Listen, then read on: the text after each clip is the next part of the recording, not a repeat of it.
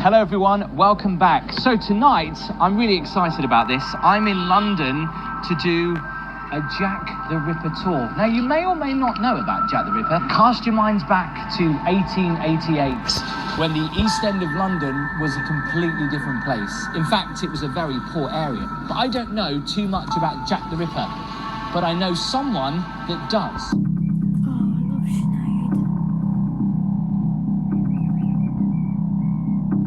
So scared right now. He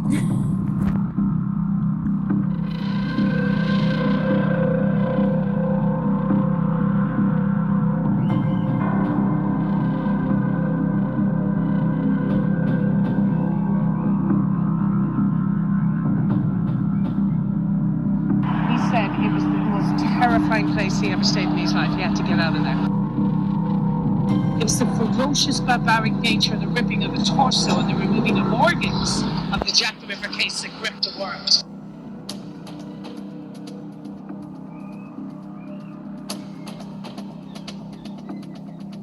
I'm fascinated with this case.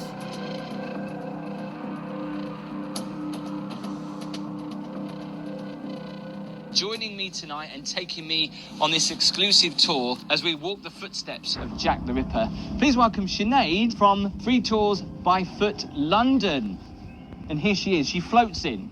And I have to say, Sinead, thank you very much for doing this. My pleasure, Tim. Can I just say though, Sinead, you look a lot better than I do tonight. You're dressed that's the part. That's my job, Tim, let's be honest. I have to look like this.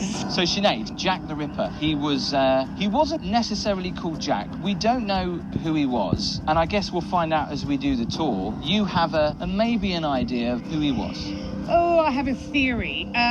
There's been over 300 suspects in the Jack the Ripper investigation. We could narrow it down to the 10 most popular. I will talk about 2, but the one I suspect is probably a bit left-wing. It's a bit controversial. People will actually come at me for this. I'll tell you who I think is at the end of the video. One, but we'll stick with the one I believe is Jack the Ripper. And what's really interesting is Sinead was telling me that there are Jack the Ripper, what are they called again? Ripperologists. Ripperologists. So basically they will know everything about Jack the Ripper. Sinead here is going to help me learn a lot more. And in fact, as we're talking, there is a tour going on behind. And there's a lot of people. But Sinead is my personal tour tonight. So I'm very, very grateful, Sinead. And we're going to avoid the groups, you guys. Yeah, we better get a move on, shouldn't we? Yeah, because I want to get you to the murder sites before the rest of the groups get there. So let's go. Let's go. We visit 3 out of 5 murder sites. 2 no longer exist today. London was extensively bombed during World War II. So the worst part of London to be hit was the East End. But I brought visuals. And these are really scary, so stay tuned for that. Sinead, this place looked extremely different back in 1888, didn't it? Well, this part of the neighbourhood is quite atmospheric, to be fair, and I will show you some traditional 19th century Victorian streets that are left in London. But 1888 Victorian London, this was one of the worst third world slums known to humanity. Wow. Crime was rife. I just thought Ripper was another name for killing, rather than it was called that because he literally ripped out bits. Yeah. We'll describe in detail the murders, and they are quite graphic, just to let your audience know. So we're going to continue down this street. What's this street called? So we're heading down towards where the first victim was drinking that night on the 31st of August, 1888. Her name was Mary Ann Nichol. And she started out reasonably well. She was married at 15, but was commonplace in Victorian times. As a result of her excessive drinking and immoral behavior, her marriage crumbles and falls apart. No spousal support coming in and no option, she is working as a prostitute on the streets of Whitechapel. It's also important to note that this area, their lives were so difficult. They lived in doss houses, which required 4 pence for the night. They had to earn that 4 pence for that roof over their head. 4p. I mean, that sounds like nothing. But back then, what was the equivalent of 4p? I guess about £2, I'd say, nowadays. That's still, wow. And they slept in 6-inch horsehair mattresses infested with all types of urine, scabies, lice, feces. You see, back then, I did learn something in school. London was a completely different place. The sewage used to run down the streets, didn't Absolutely. it? Absolutely, and the smell and the stench and cholera and dysentery. The mortality rate of a gentleman in this part of town was 30 years of age. Was in it the really? West End, wow. 50 years of age. Gentlemen had some chance of survival in this neighbourhood, though, because you had tanners, breweries, slaughterhouses. The predominant employer for men in Whitechapel were butchers and slaughterhouses, making it 90% likely most men would have worked with a knife. But all of these girls, particularly the girls, were alcoholics. Right. 4p for a pint of homegrown gin. Sounds Not the like a drink good of night. choice, it was known as Mother's Ruin, widely regarded to be actually a method of contraception. I think we'll all agree it has the reverse effects nowadays. Yeah, definitely. But not surprising, they were all prostitutes and all 5 were chronic alcoholics. Right. So this vicious cycle ensued. They'd earn their 4p, take to the streets, pint of gin, back out on the streets. Some of them would have ended up sleeping on the streets all over Whitechapel. Wow. But that night, Mary Ann Nichols is the first of the canonical 5. Tonight I want to talk to you about the canonical 5, the 5 we categorically know are victims of Jack the Ripper. She was drinking in this very building here, 31st of August, 1888. It was known as the Frying Pan Pub on Brick Lane. Now she leaves the pub, she heads down this very street, Thrall Street, to her regular accommodation without the 4p for her stay. She's wearing a beautiful new bonnet, a jolly new bonnet with a black velvet trim. She's treated herself. She thinks it's good for attracting customers. She knocks on the door. Landlord turns her away. Not tonight, Mary. No pay, no stay. He wasn't being unreasonable. She owed him a lot of money in back rent. She heads out onto the streets, and 2 hours later, she's spotted by her best friend, Emily Holland, drunk out of her mind. She can barely stand. Emily tries to convince her to return to the accommodation, even offering to pay those 4p. Again, she's having none of it. I've had my DOS money 3 times tonight, Emily. I've drunk it. Won't take me long to earn the 4th. Go back. I'll see you back there. It was at 3:40 a.m. 2 chaps by the name of Charles Cross and Robert Paul are heading to the river. Their stable hands at Pickford Stable Yard. Out of the corner of his eye, Charles Cross spots something. What he assumed he thought was a tarpaulin or a bundle of rags or clothing. He gets excited. Of course he does. He thinks he's found something he can sell. He heads over, and of course it's the body of a woman. She's lying on her back. Her legs are spread. Her skirt has been lifted above her neck. He doesn't know if she's drunk, dead, alive, sober, or even breathing. But he's not hanging around to find out because he's terrified a policeman would arrive on the scene and he himself will be incriminated in some form of crime. 2 minutes later comes P.C. Neal. He sees her. He kicks her. Move on. You can't sleep here. On you go. But of course she doesn't move. So to protect her decency, ladies and gents, he removes the skirt from around her neck. And when he does, he notices her throat has been violently slit. He immediately calls for assistance. The Metropolitan Police arrive on the scene. Her body stays in that position for 3 hours, while the Metropolitan Police take sketches of the crime scene. Dr. Llewellyn arrives. He declares life extinct. And later on, when he's performing her post-mortem examination, he notices she's wearing 9 layers of clothing. Remember I told you earlier on, prostitutes have no permanent address.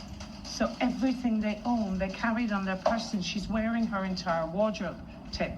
And this explains the lack of blood at the crime scene. Because as he's removing each layer, the blood is coagulated between each layer of her clothing. But it wasn't until he removed that final layer he discovered the extent of her barbaric injuries. Ladies and gents, Jack the Ripper has repeatedly plunged his knife into her genital organ. He has ripped it wide open, extending his rip to her breasts.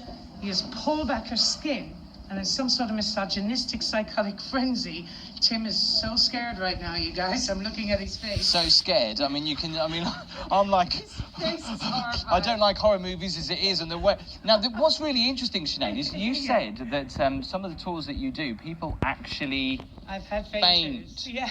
You've had fainters I have, even in the first yeah, few minutes, right? Yeah. That's Actually, crazy. Do you know what? It kind of always amazes me. Why would anyone come on a tour if they can't listen to blood? Yeah. And the immediate description.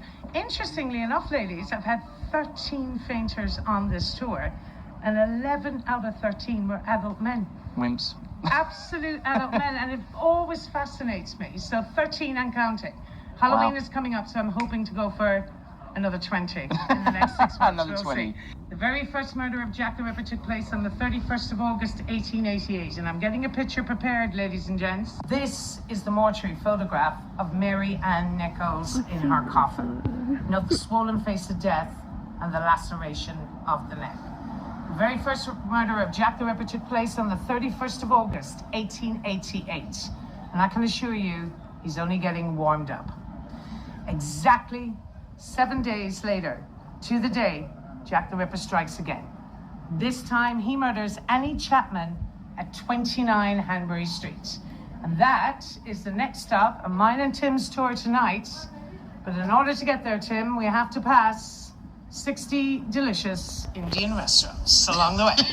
So this is quite an interesting building, Tim. When you come here, you're in one of the most multiculturally diverse neighbours in the entire of London. But this is now the Jami Masjid Mosque, one of the biggest mosques in London. But it's been a site of worship for 3 different religions.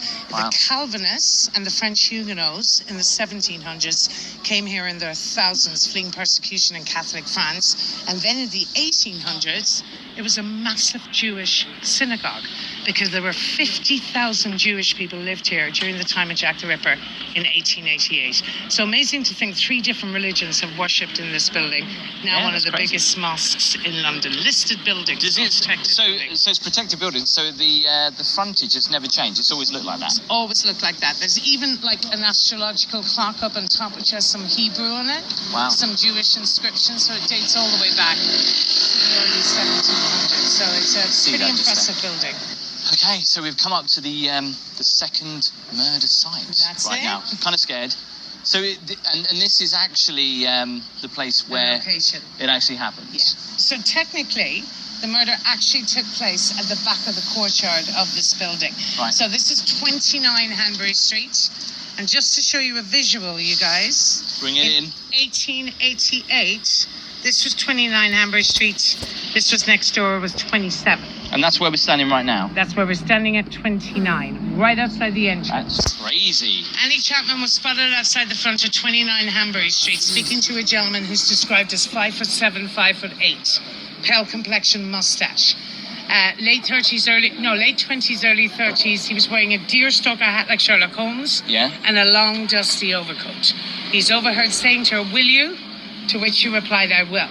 And she went through the back courtyard of this building with said gentleman. So she's overheard screaming, "No!" Now, I'm giving you highlights of the tour, ladies and gents. Obviously, on the actual tour, it takes 2 hours, but we're just doing highlights tonight. Is that all right, Tim? Yeah, we're just doing highlights. So at 5:32 a.m., she's overheard screaming, "No!" by a neighbour at next door.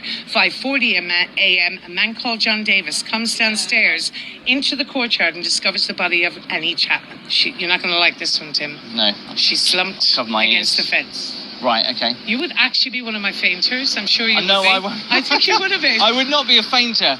I just probably don't like to hear it because it'll give me nightmares. But yeah, you go ahead. And if I have to bleep some... I'll tell you what, if you're watching this with a nervous disposition, just turn your headphones or just don't listen for this This bit. is my vibe. It really is. You love it, don't you? Oh, I absolutely love it. Slit her throat, left to right, right to left. This time, he plunges his knife into her anus and extends the ripper the whole way around her vaginal area. I'm really getting worried about you. And above her breasts, practically cutting her in 2. He removes her intestines and throws them over the left-hand shoulder. Jack the Ripper's removed and taken with him part of her bowel. This time, he's removed and taken with him her uterus. I have an artist's impression of the crime scene if you want me to show it of Annie Chapman. Is it a bit too graphic for you?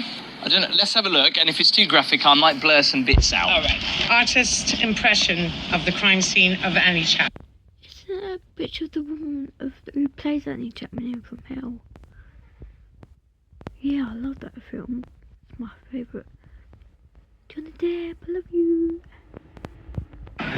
She was the eldest of Jack the Ripper's victims, of 48 years of age, the first murder to be discovered in daylight, and the first where he harvested trophy. Removing and taking with him part of her bowel, her uterus, and 3 imitation copper or gold rings are missing. This is the mortuary photograph of Annie Chapman, second victim of Jack the Ripper. Sinead, I know it sounds absolutely stupid, right? But because Jack the Ripper is talked about a lot at Halloween, I guess a lot of people forget that it happened in summer. Well, it spanned over 5 months, 31st of August to the 9th of November. That's 9th of November. Because whenever I've seen illustrations of Jack the Ripper walking the streets, it's always like on a misty, murky Right, London it's night. always got fog around his ankles. Definitely. Is there fog in August? No, not at all. You won't get people walking around in shorts. I love that. Did you get people walking around in shorts in those days, though? That's the... Well, they have really intense summers, mostly. A lot of the time. London can get quite hot, actually. But, of course, very cold winters as well, then. The fog, I think, comes from that 1929 iconic image by Alfred Hitchcock. 6'2", long black flowing cape, deerstalker hat. Yeah. Always the fog. But of course, there was never an actual photo, or was there any eyewitnesses of what he looked like? Eyewitness reports. There was. Yeah. But of course they were conflicting. A lot of people would give a wrong answer to save face back then as well. Yeah. A lot of people lied. Right. But the majority of them were 5'7", 5'8", pale complexion, mustache. Okay. Stocky build. One of them was overall gave the appearance of an international sailor. Another one was wearing a deerstalker hat with, but always 20s to 30s mustache and pale complexion, white male. So Sinead, you're taking me down one of the most atmospheric streets in London. We're filming this at night, but hopefully giving it a little bit more atmosphere for Halloween. Love it here. These buildings wouldn't have changed much at all then, would they? Well, apart from the price tag, of course. Yeah. Anything now from 5 to 12 million. Are you serious? I actually am, yeah, the building. But they don't look that expensive. It's location. You're right on the border of one of the richest square miles in the world, the City of London and the stockbroking district. So these would have technically have been slums, squalor, etc. But right now, over the years, I've seen them filming all things like Downton Abbey, Paul the Midwife. So they use this road a lot for filming in London? Yeah, because it's so atmospheric. And you Wow, see how just it's look at this dimly lit building. by gas lamps. Yeah, obviously LEDs now, but you can imagine back in the day, people forget obviously someone had to light these. I mean, that must have been a mammoth job. Even over here, you see this one. We'll head over by the red building here. They use that a lot in the second series of Luther. Did you see the show Luther? I can't say I've seen it, no. Okay, great show. These houses, I mean, so much history. I mean, look at this house here. I mean, you say they're worth millions, right? But no one's in that. That looks like it's been... they use that a lot for filming. It's really? It's filmed, it's furnished periodically. So somebody owns that and they're just making loads of money off it, Loads basically. of money. So you get photo shoots, YouTubers like ourselves, Instagrammers, models. Wow. Meryl Streep was on the roof of that building in the movie Suffragette. She was inciting the girls towards violence. In that Oh, was she scene. really? Yeah, it's a really good movie, actually, with Carey Mulligan. And Angelina Jolie was here 2 years ago. The new movie of Eternals is coming out next month. It's like a new Marvel extension of the Avengers. That'd be good. So this is 1800s, but what's interesting, when we turn the corner, it's Huguenot and French 1700s architecture, stunning again. Tracy Emin, the very famous artist, actually used to live on this street. And Gilbert and George, a very famous art. I'll show you now, it's beautiful, even the name of the street, Fournier Street. So everywhere you turn reflects the immigration in the area. Bangladeshis, we've seen already, Victorian London, the Jewish community, we saw the mosque, and of course what was technically one of the largest synagogues in London. Now, the French Huguenots. Plus, you're gonna like the next place, Tim, the 10 Bells Pub. All 5 of Jack the Ripper's victims drank in the pub. Final victim of Jack the Ripper was drinking in here the night she was brutally murdered. Some suggest they wouldn't, but it's 99% likely they would have all drank in the same gin dens. Yeah. All the same places. And they would have probably known who he was, other, right? absolutely. They Well, probably talked to him. Most likely. I will talk about the FBI profile. He would have definitely, the FBI psychologically profiled Jack the Ripper, and they said there was absolutely no way he could have not lived in the streets of Whitechapel, because he couldn't have committed the murders without knowing exactly where he was going so quickly in the pitch dark. Yeah. So yeah, absolutely. That's a very good question. This is the French Huguenot street then. Look at these beautiful Wow, look buildings at this. I'm here. just going to quickly turn my light on. Look at that. It's like we're on a blooming movie set. Look at this. Isn't it? This is a light that I bought for Amazon, by the way. So I shine it It's up. amazing. isn't it? Just for a moment, look at the architecture on this London street. I mean, it is absolutely amazing. You can imagine the history, but you know, if you ever want to come on a Jack the Ripper tour, definitely come down this street. I mean, his house is just on the left. Just look at them. I mean, look at the door, if you can notice. But that is actually leaning back. Spooky. That's not even centre. But there's some doors that kind of go to nowhere.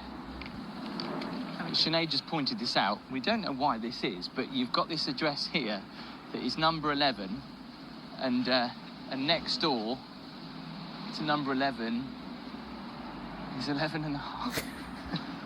In fact, actually, doesn't that look like a phone box from Doctor Who? So these are 4-story houses, though. It's pretty impressive. The buildings a lot of them make massive rent now, Tim. In rent prices down here are through the roof. They're insanity. Wow. Like a one-bedroom down here, you'd be looking at about £2,000 a month. One bedroom? Oh, well, I live 35 minutes outside the city. I pay $1,050 I pay. And that's not including bills. Oh, my God. Is that really move bad? To Norfolk. Sinead, yeah, you need to move to Norfolk. Really? You do. So right now, I want to take you down here because some of the most original buildings in the area are still standing to this day. Firstly, we're going to turn the corner, and I want to show you that brand new building straight ahead of you. Okay. Right underneath that building. Now, I'm pointing straight ahead here in the corner. You see this one here? Yeah. A relatively new build. There was a street that ran right through the centre of that building, all the way down towards Liverpool Street Station. That street was called Dorset Street. That was the most dangerous street in London. The police went down Dorset Street in force. That was the address of the final victim of Jack the Ripper, Mary Jane Kelly. So why was it the most dangerous street in London, would you say? Well, if you went down Dorset Street at night time, you didn't come out with your possessions, you were lucky if you came out alive. Wow. The police went down Dorset Street in force, making it the most dangerous. Robbers, rapists, sexual activities, sexual crime, rape, murder wasn't uncommon.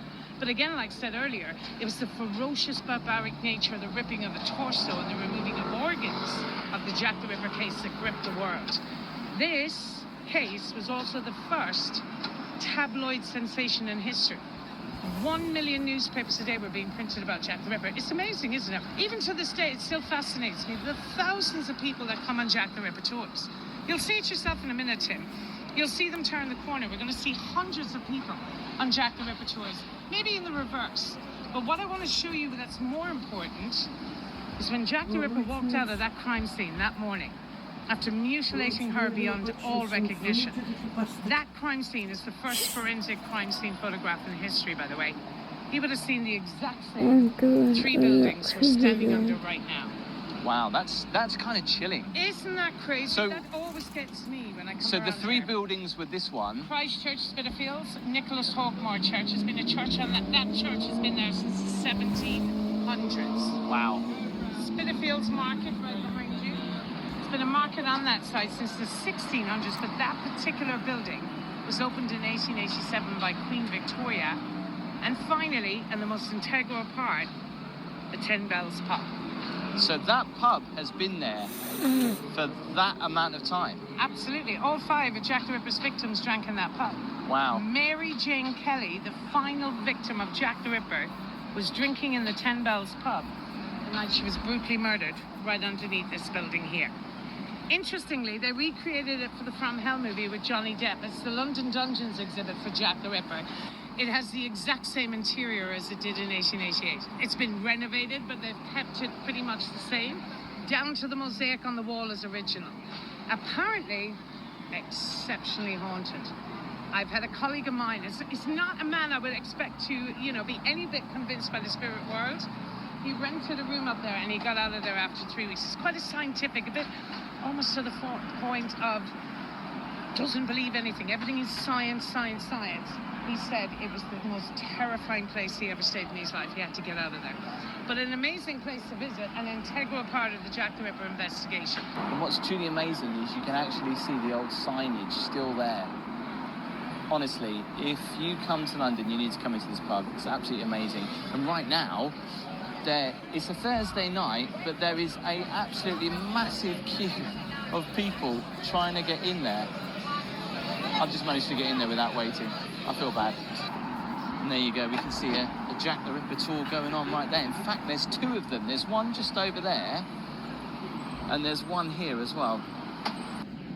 And it is quite funny just walking down here and you notice a barber's called Jack.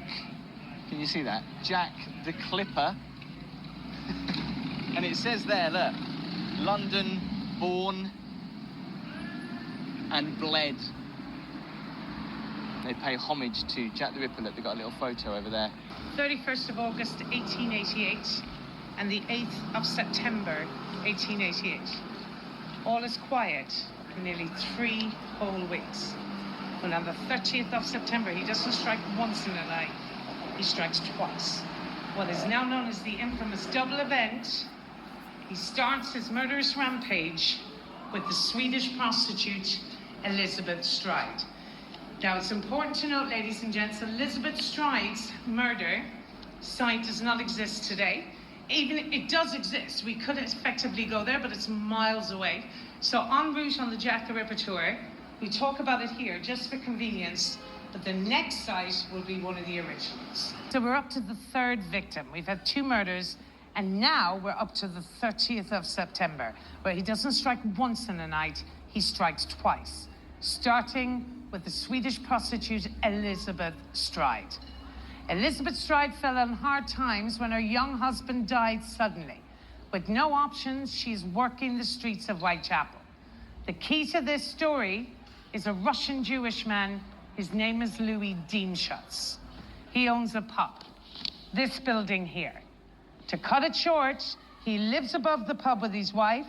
He runs the pub with his wife, but on the weekends, he sends jewellery at market stalls around London. He's returning that night on his horse and cart.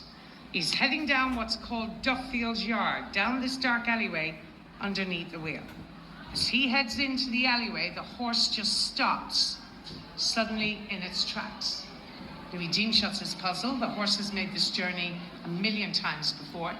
So in the pitch dark, he feels around for an obstruction, and he feels a large mass or bundle. So he bends down, strikes a match. Immediately in the gusty conditions, a match blows out, but not before he discovers there's a body of a woman in the alleyway. He thought it was his wife in a drunken stupor, you guys, as he had picked her up from there drunk on gin so many times before.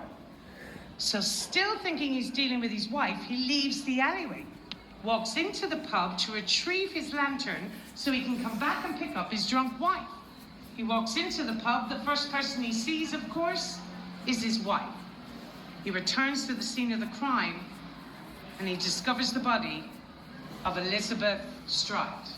She has only one slit on her neck, no other marking. Her body is still warm. She has to have just taken her last breath. So he basically interrupted it.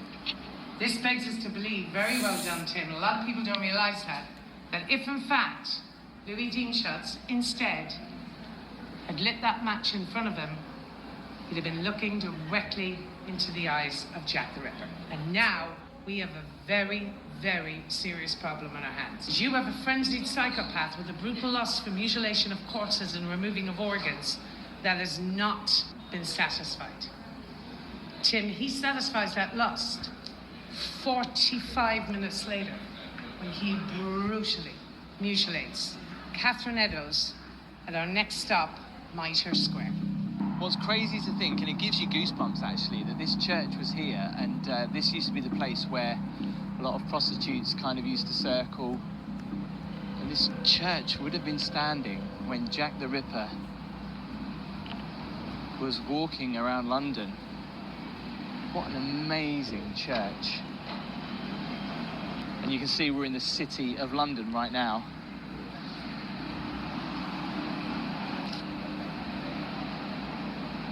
I tell you what, not related to Jack the Ripper tour, but look at this, a police call box, an original police telephone that used to be here. Look, it's got a light on it and everything. How amazing is that? Little pieces of history that still stand today in London. So Tim, just to show you, there was an eyewitness report of who we suspect Jack the Ripper to be right at the top. of this passage where that gentleman is passing right now. Right at the top of this passage. This is called St. James's Passage now, but in 1888 this was called Church Passage. So we actually believe that Jack the Ripper headed straight to that church and around that area picked up Catherine Eddowes, the fourth victim, negotiated at the top of this passageway what they called at the time the 4-pence knee trembler. I'll let that one sink in. And try explaining that to Italians in Spanish. Not 15 minutes later, a brutally mutilated body was found right down here, where this group is, in the infamous Mitre Square. So these tours for Jack the Ripper, they obviously go on all year round? Every night. I could do it 7 nights a week all year round. Wow. So right now Sinead is in the specific spot of where she would have laid, I guess. We suspect him just in front of these gates, right around this immediate area. It would have been the darkest corner of Mitre Square. Now, obviously And this place would have looked completely and utterly different, wouldn't it? Well, back it was then? warehouses full of valuable goods. In a neighbourhood full of scavengers and thieves, it required police presence every 15 minutes. Really? PC Edward Watkins had been around here at 1:30 a.m. It was an eyewitness report of who we suspect Jack the Ripper to be, where we just stopped at St. James's Passage at 1:35 a.m. And when PC Watkins returned to Mitre Square at 1:45 a.m., he found the brutally mutilated body of Catherine Eddowes right where we are right now. So would you say this is haunted? 100%. Have anyone had I any... would definitely believe that. Paranormal activity has to be here. Yeah. It has to be all over Whitechapel. I mean, I myself, actually, this was originally cobblestoned, and they've only just renovated it in the last 5 years. I did really? take one of the original cobblestones, and Oh, I brought did it you? to my house. Wow. And then I wouldn't just do that. kind of got a bit of bad energy off it, so I put it out in a balcony. I'm not and surprised. I've kind of moved it a little further away from me all the time, but I still want to keep it because it's a keepsake. Wow. But do you want to know what he did to her? Double rip of the neck. But this time, he takes his barbaric fury out now. 2 triangular pieces of flesh from her cheeks, the top of her nose, the tips of her ears. Plunging his knife in her genitalia, he rips it wide open, extending the rip to her breasts. Pulling back her skin, he removes her intestines, throws them over again the left-hand shoulder, picks out her large intestine and wraps it around her neck. He has removed and taken with him her uterus, and in an estimated 12 to 15 minutes in the pitch dark, he has removed and taken with him her kidney. When Dr. Bagster Phillips examined her body, he noticed that Jack the Ripper has done this in 12 to 15 minutes in the dark without damaging, right here in public, any internal organ in the process. And he did this in the dark? Dr. Bagster Phillips was the very first doctor to suggest Jack the Ripper had to have some surgical or anatomical knowledge. Okay, Tim, so what you're looking at right now is what would have been a refuge, or very similar to this, what was called a workhouse. And this was for people with no place to go. I told you earlier on that most people could earn their 4 pence for the roof over their head, but you had orphan children on these streets, abandoned by parents who couldn't afford to feed them, living in pickpocketing gangs. Where do they go with no money? They were shoved in here. And what about the elderly that survived the lifespan? They can't turn a trick. They can't do 16 hours of hard days manual labor. They too were shoved in here. And more sadly, the mentally ill. Wow. With no help, no medication, particularly very dangerously criminally insane people on these streets, like paranoid schizophrenics. When the asylums or the bedlams were full, they were shoved in here. So when you arrived, you had the women's entrance here, and I'll show you the men's entrance in a moment. And that's on the other unbelievable. side. The sign for women is still there. It's still there, which is incredible, isn't it? Yeah. The dormitory slept 200. Coffin-shaped boxes, 6-inch horsehair mattresses infested with all types of urine, scabies, lice, feces. Ooh. If the beds were gone, you were offered a rope that was tied around your waist and attached to the wall, and you slept hung over like that. Really? They were called hangers-on. That actually happened. Hangers on. That is just Hangers-on. mental. Crazy, isn't it? You were given a bowl of gruel and a piece of bread so rock hard it had to be soaked in boiling water. You were required to take a bath in the same bath water that was changed once a month. Talking about people with infectious skin diseases like scabies and rat bites. That is insane. And for the privilege of this accommodation, you had 16 hours of hard days manual labor the following day, breaking rock and picking rope something to do with the sorting of matches. But if I can spin any positives, and I know it sounds like it's all gruesome and gruesome, remember I told you the publicity. This case was the first tabloid sensation in history. I mean, 1 million newspapers a day were being printed about Jack the Ripper. They started to take notice. And they started to question why, because London was the richest, largest city in the world. At the time, it was the epicenter of the British Empire. They started to question why were their own citizens living in these conditions. Massive social reform came about as a result of the deaths of these girls. And it's important that people know they literally changed the course of history for the better for future generations to come. I mean, it's so interesting to see, you know, like you were just saying, the facts, workhouses, what they were like. And you just mentioned Annie. And it's amazing to actually see a building that used to be a workhouse all those years ago. Well, Dickens and Thackeray wrote about it in all of their novels as well. I mean, it is incredible that people lived in these conditions. I mean, it's absolutely insane. The women's entrance is here, but the men's entrance is... It's on the other side, just here in the right. It's kind of creepy that they've still kept the men's entrance. And this is such an impressive building. I mean, it is absolutely huge. So men and women were clearly segregated. They weren't allowed to mix, obviously, back then either. They weren't allowed to mix, but I mean, the inevitable happened, as you can imagine. So this Okay, is an original weird. frontage then as well, because this is that's technically what weird. they call this is a listed building. Right. So they had to build around this original part of the building because Okay, it's I've protected. never seen anything like that. It's really cool, actually. So So this would have been an extension. This might have been a bit of a renovation at the back, but because this is listed and protected, it cannot be altered, shaped, destroyed in any way, That shape, is or form. So amazing. they have to keep that Just look at this. in its existing. It's just so weird, the fact that you've got Quite a bit in London. a massive gap there. And because it's, like Sinead was just saying, it's a listed building, that looks so weird. I can't say I've ever seen anything like that before in my life. That is amazing. The fact that when you look through the window, you look through two windows. Let's just quickly look at the side view of it. Look at that. That is crazy. And when you think about what they must have actually seen out these windows in Victorian London, it was very different today. The best thing about the Jack the Ripper tour is you go down some amazing old London side streets. It's so beautiful. Look, there's people there having food by candlelight.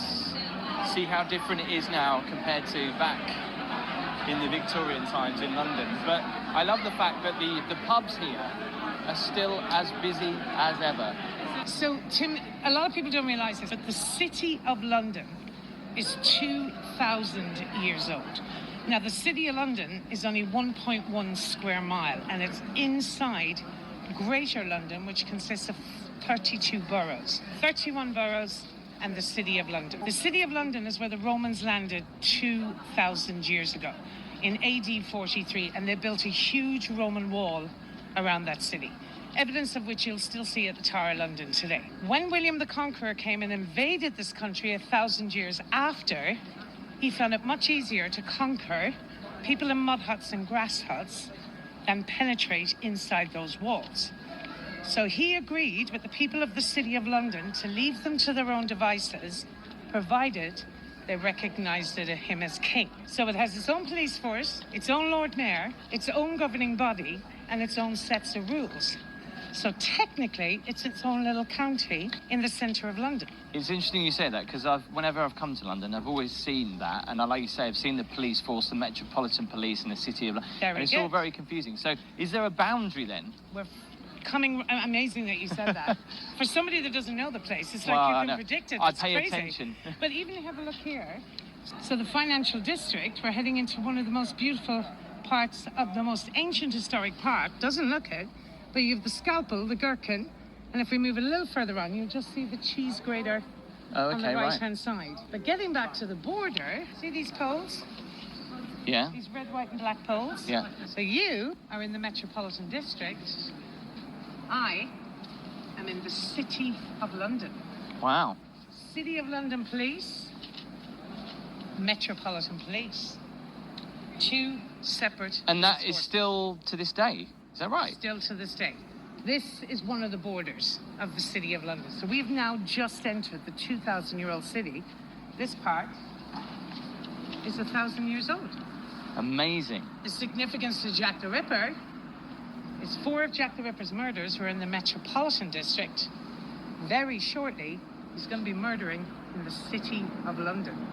So 2 police forces will be searching for Jack the Ripper. For the first time, Tim, in years, actually access where the murder site was located. Wow. Now, we suspect the murder site was just inside these windows by those elevators here. Now, she lived in a tiny square room. And this very street, picture of Dorset Street. Do you remember I was telling you earlier on, folks, about the most dangerous street in London? Yeah. Now, she occasionally shared it with her boyfriend. His name was Joseph Barnett. They were on one week, they were off the next. He wasn't around that week. They'd had an argument. A pane of glass had been broken at the side of the building. She had stuffed it with newspapers and rags. Now, Mary Jane was 29 shillings in arrears in rent. She owed a horrible man called John McCarthy 6 weeks' rent. In a desperate bid to appease him, she arranged to meet a client that night inside her accommodation at 13 Miller's Court. She was heard singing an Irish lullaby upstairs by her neighbour upstairs at 2 a.m. in the morning. She was heard singing again at 3 a.m. in the morning. John McCarthy, the landlord, sends his muscle, an ex-military man by the name of Thomas Boyer, around to the address that morning to retrieve the 6 weeks' rent she owed. He's banging on the door, there's no response. He's banging and banging. I'll catch her hiding. I know about that broken window. He goes around to the side of the building, he pushes in the rags, he looks inside, and his knees literally buckle, trembling in terror. The scene is like a bloodbath. What's left of Mary Jane Kelly is lying on the bed. He's almost entirely severed her head. It's hanging on by a piece of skin.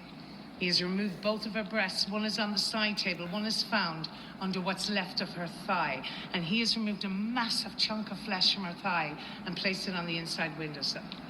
Her heart is missing from the crime scene. It has never, ever been recovered. Her lungs, her uterus, and her kidneys are found in various parts of the room, and he's not done yet. So this was here. All here. Wow. This time, he takes his blade to her skin. And he almost entirely skins what's left of the front of her body, including her face. So some people say he was obviously a doctor. Yes, we can get into that, but the problem with that, Tim, is that people forget that the anatomy of a pig is very similar to the anatomy of a human being. Well, I did not know that. And butchers and slaughterhouses were the predominant employer for men in Whitechapel. Ah, of course. So men came home covered in blood every night of the week. So if he was covered in blood after 2 murders, which we just discussed at the double event, he technically would have gone undetected. As I said, there was even buckets of water in the corner of the street so men could wash their hands of animal blood. That's crazy. Also, the barbers were members of the surgical guild. They were legally allowed to perform minor surgical procedures. There was no NHS, there was no money for doctors. You needed your blood released or your wisdom teeth pulled, you went to the barber. Really?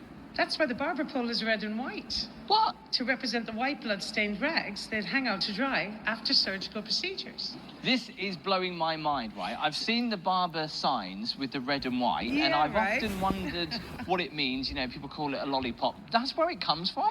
Do you know what, Tim? I feel so bad. You guys, I'm so sorry because I'm not directing this tour to you. I'm getting so much enjoyment out of his reaction. It's absolutely insane. So I'm I just keep looking at your stunned face. I mean, it's amazing. How did I not know that? What demon barber Sweeney Todd? So I'm gonna stop the video right there. And tell you my thoughts on who it is. I think Jack the Ripper was Charles Allen Lechmere, aka Charles Cross. I hope you enjoyed it.